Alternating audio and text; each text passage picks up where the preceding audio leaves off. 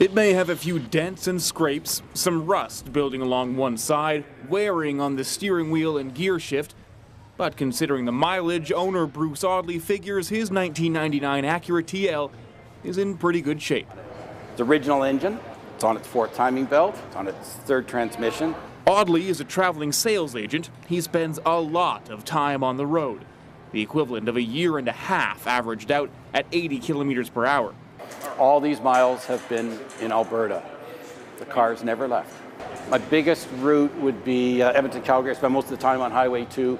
Some drivers get attached to their rides. Audley is adamant this is just a tool for work.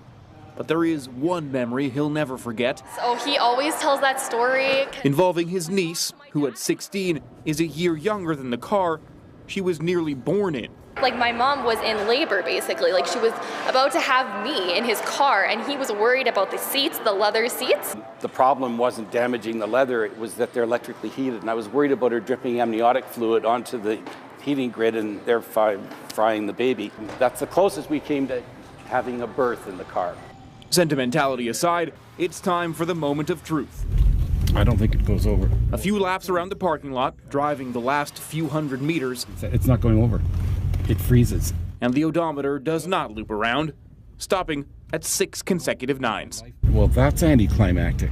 And with that, this car's journey is over.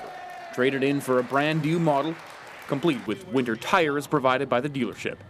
At 66 years old, Audley is worried he might not have enough gas left in the tank to put another 1,000,000 kilometers on this car. But he says if he can't make it, he hopes his niece will.